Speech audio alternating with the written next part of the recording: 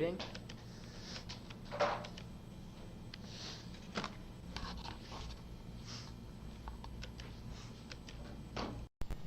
Hey, so welcome to our first meeting. We're gonna wait a few minutes just to get people settled in, some more people viewing, and then we'll go ahead and start.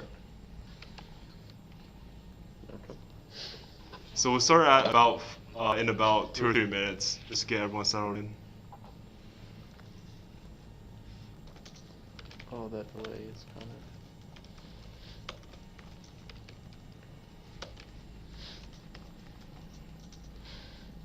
Um,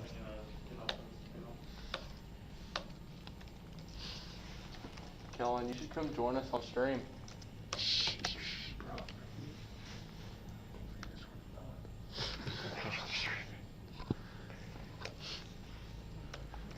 Alright, so just to introduce ourselves, I'm Ethan Ma. I'm currently a senior, and I'm the lead engineer of Team 7046 this year.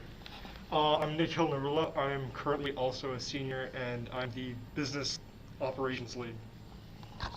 My name is Ayush Panda, and I'm a senior, and I'm the lead programmer for 1746.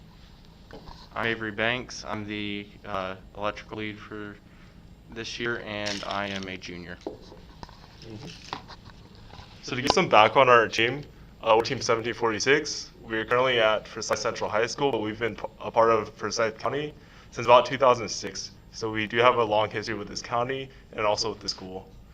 So we can go ahead and get started with the presentation.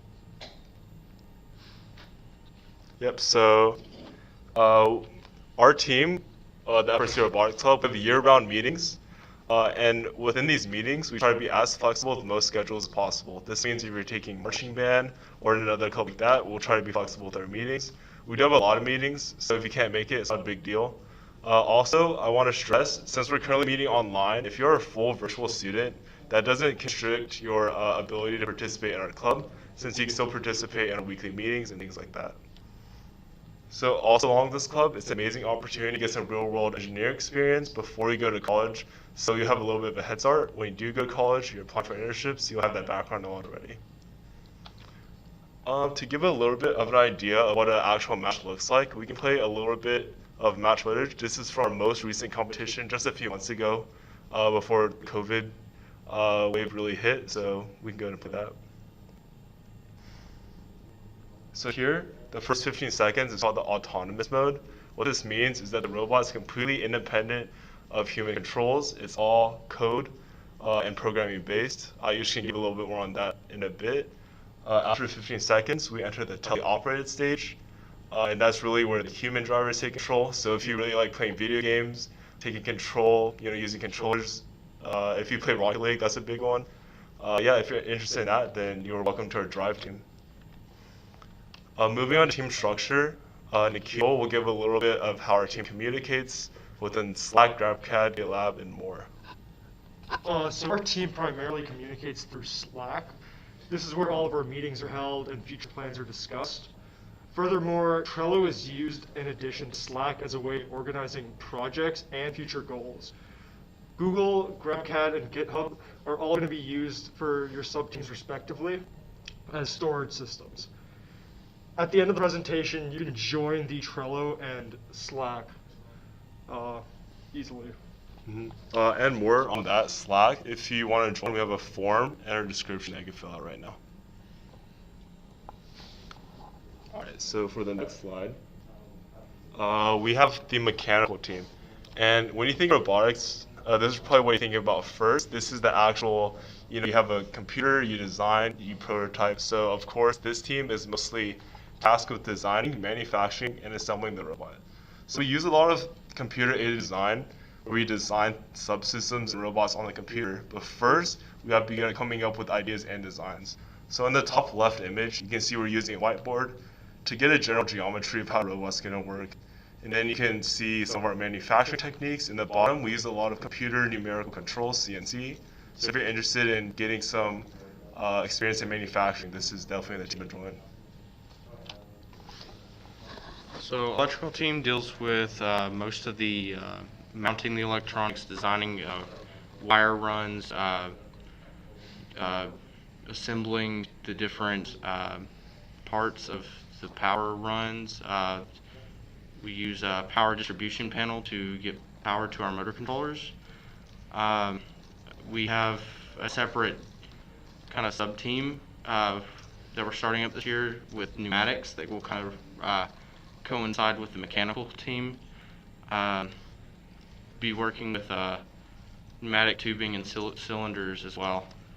You'll learn to solder, organize batteries, and how to use copper. So hi, once again, my name is Ayush, and I am the programming lead for 1746. And as Ethan highlighted a couple of seconds ago when showing some footage of our match, is in programming, we try to get the robot moving. And to make that to elaborate on that further, I guess, is the way we get it moving is through two separate periods within a competition. We have autonomous and teleop. Teleop is where you control the robot with an Xbox controller or any other kind of controller. And the way we do that is that we use Java to program the buttons to certain functions in the robot just to make the driver's lives easier. And then as for the other mode, autonomous, the robot runs completely by itself. And we pre-program the instructions for the robot ahead of time based on any given scenario within the match. So like I said before, Java is the primary language that we like to use to program our robot. And for other things that we do besides just controlling the robot, we do a lot of artificial intelligence and computer vision using languages such as Python as well. So if you've had experience with Python, such as taking classes with a CSB, you'll definitely be able to integrate in the team as well. Or if you're taking CSA and you're learning Java, same goes for you as well.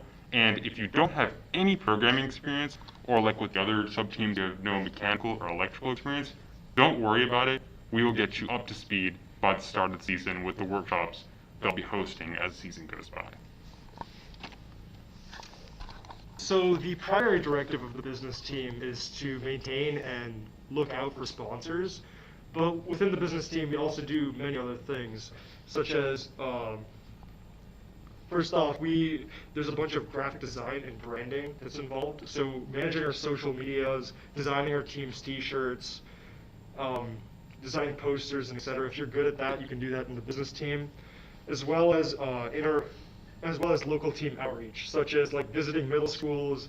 If you were from Otwell, you may have come to one of our STEM nights. That was pretty much fully organized by the business team. So within the business team, it's not just talking to sponsors and such. It's communication, it's graphic design, it's art. It's pretty much the non-STEM aspect of the team.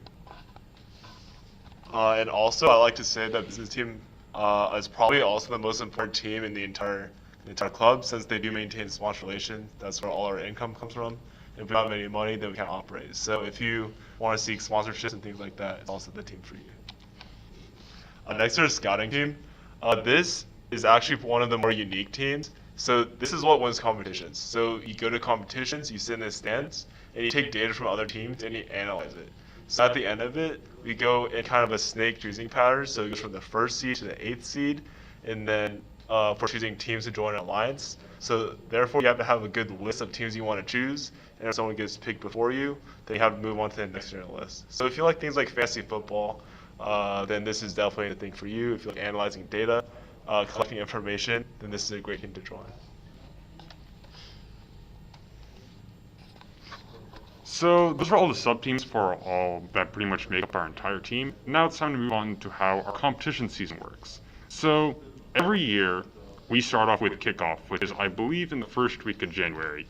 And on this Kickoff day, we are given what the event or what the game will be for the entire year. They give us a whole explanatory video, and they give us this really big manual, just, with all the fine details of how the game works.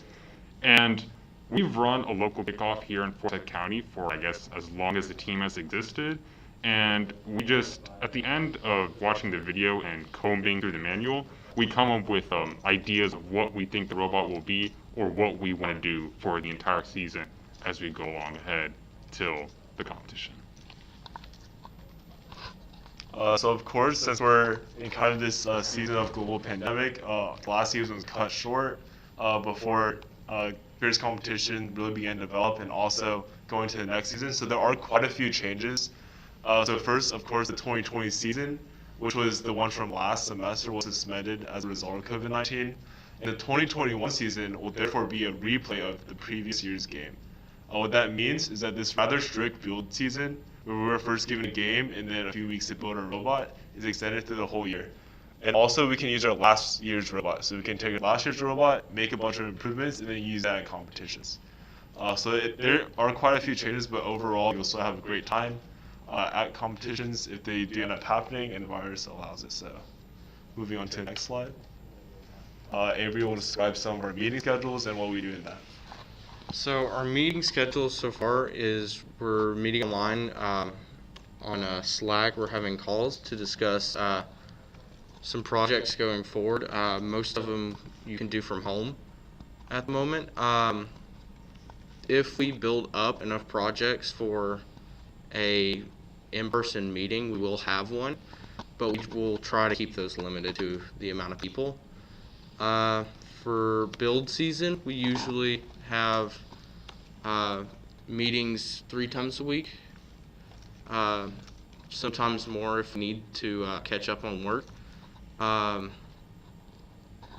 Usually we have Saturdays or one of the weekend days to work.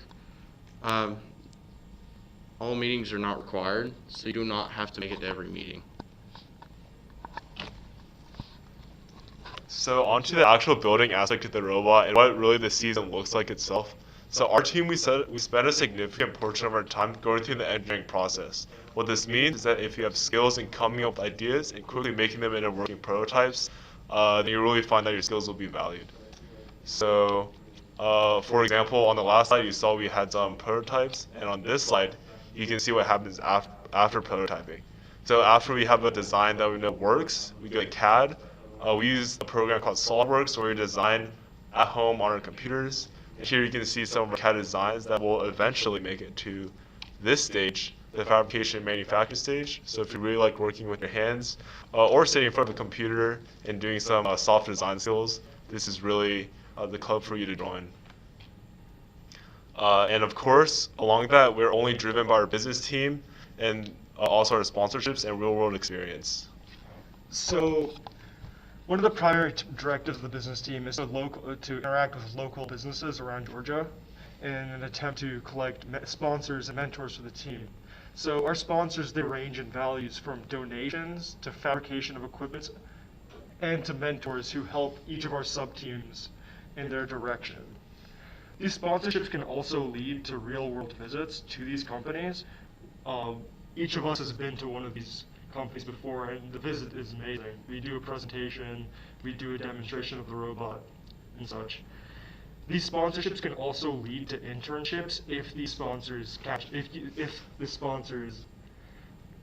you, like if they find you interesting.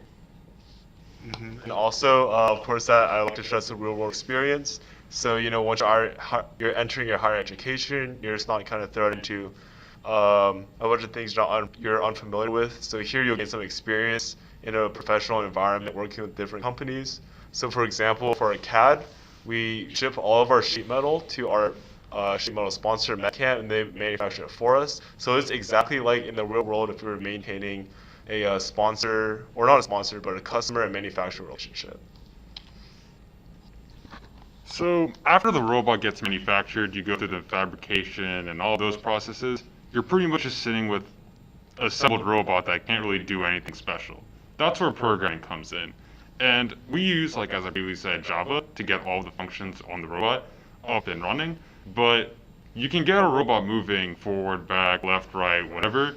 But when we go into a competition, we have to have some sort of edges or aces up our sleeve to make ourselves real competitive in that sort of setting. And the way we do that is we add in a lot of extra functions that make the driver's life easier when it comes to competing in any sort of match, and along with making our autonomous score a lot more higher by adding in extra instructions or just optimizing the whole process. And as you can see with the GIFs on the slide right here, we have, for example, in the first one, we have one of our robots scoring, and the reason why this is really special is that when the driver goes up to score this sort of game piece or stick the patch disc, that's what we called it, onto that Velcro piece, it's really hard to aim it and get it right without spending a couple seconds finicking around with the joystick. And the way we wish to optimize that process is by having a little camera that would allow the robot to just immediately line up with that sort of scoring section, slap the hatch on the rocket or that little Velcro piece, and just run back. And then as for the game this year, since we're shooting balls, we don't know in what position we're going to be in when we go to shoot balls. So we have a little turret right here, which automatically lines up with the target if the driver just presses a button and it just fires away. So if you like kind of just testing a lot, but you're not really kind of the person that likes to get their hands dirty, programming is definitely the sub-team for you. So now to explain some of our past competitions and what we've done. Or first, would you explain the upcoming season? So it's going to be a little bit different, and I should explain a little bit of what's going to happen in this upcoming season. So in the past, we've always had 2 district events, a state and world, but because of the COVID pandemic this year, that sort of structure has changed in the fact that now we have 8 to 9 small one-day events. So if you have a lot of time commitments, especially around that time of the year, this will work a lot better for you when it comes to coming to the competitions or satisfying your STEM competition requirement. But because of this, and we have to enforce social distancing at these competitions, we can bring only a smaller team to these competitions. So if you are interested in coming to these competitions, you will have to make sure that you are an active member of the team. And the rest of the team, if we don't believe that you have that high of an importance or value to bringing you to these competitions, you will be staying at school or you will probably be helping around with things such as scouting. And as for the state competition, the top 18 teams of the entire state will be going to one competition where we will decide who gets to win. As unfortunately this year, we believe we will not be having a Worlds competition. So as I said earlier, here are some of our past achievements. So before the season was called off last year, for the 2020 season, we were the finalists in our first week 1 event, which is really good. We almost won, but we were really close. And within our 2019 season, we were finalists at the state and the regional competition. We won our second regional competition, and we qualified for the World Championship. So to give you an idea of what the World Championship looks like, it was probably one of my favorite experiences in this club. We traveled all the way to Houston, Texas for a few days. We got out of school, and then it was a very good experience. So we had 14 states participate total in that. We were finalists in our division, which places us among the world that year, which is really impressive coming from and things like that. So it was a really great experience. Here to give you some more ideas of what it looks like. You can see our team posing in front of the Minute Maid Stadium, which is where the finals were held that year. Also, you can kind of see the size and scale of the competition with the crowds. All the stands were full, which is really a great experience.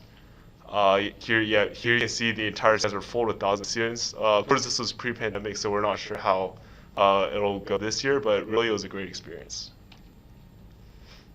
So what's next? So our team will be hosting various training calls for each sub-team. So if you're really interested in this, you don't have to have any prior experience. All you need is to show up, and then we'll catch you up on all the skills you need. So here you can see the weekly call schedule. Of course, as Avery said earlier, every Wednesday we'll have our general meeting at 5:30, which we chose that time since with the online schedule, we're not sure when students will be back home. So 5:30 we thought would be a great time. And on the side, you can see each individual sub-team and when their meeting calls are. So if you're interested in any of these weekly calls, just join our Slack, and then we'll get you plugged in. And of course, here's a QR code to join our Slack. We also have a link in the description. It's a Google form, and if you fill it out and put your email in, then we'll be good to go. Now we can take any questions that you might have in the live chat, and then we can answer them. If you don't have any, then we can move on to our next part. We can do a quick robot demonstration of one of our pad robots, which I think will be a great experience.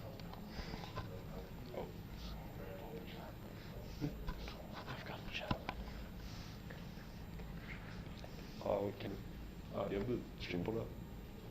Oh, you're fine.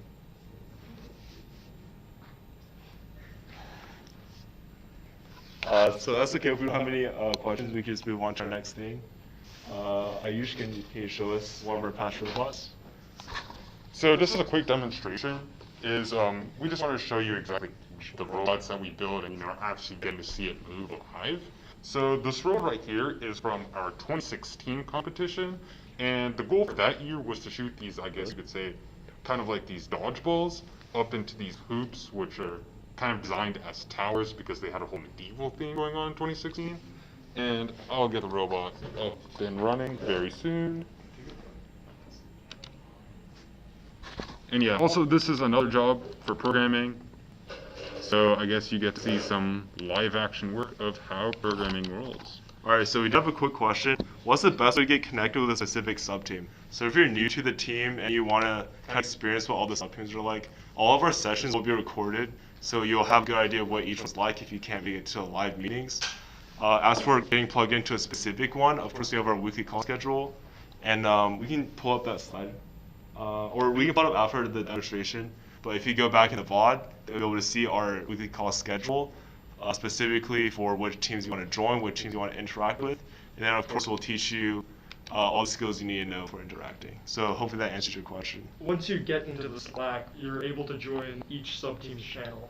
So you'll be able to see whenever a call is happening and what's happening in that sub-team. And we also had another question. Can you post this live stream on our YouTube channel? Yes, we can. So with YouTube, every time you complete a live stream, the VOD will, or the live stream video will be automatically uploaded. So you'll be able to see our this live stream once we've completed it. All right, and it looks like we have our robot up and running now, so we can quickly show you guys what that's all about. Can you see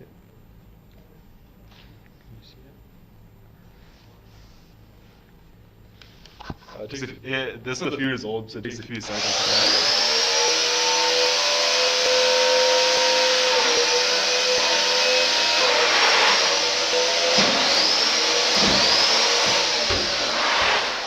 Yeah, so you see it's a really great experience. Yeah, so of course these robots are industrial sized. If you want a good scale, if you look at your washing machine, it's probably about that size. Each one is about 140 pounds with every addition of battery and safety equipment on it. So these are really big robots, and it's a great experience working on them as a team. Yeah, so if there are no more questions, and we did the robot demonstration, then that's all the information you need to know. This will be, of course, uploaded to our YouTube channel. So if you have any other additional questions, you can join our Slack, ask them in the appropriate channels, and then we'll get you plugged in into our team. And yeah, that's it from us. Have a nice day.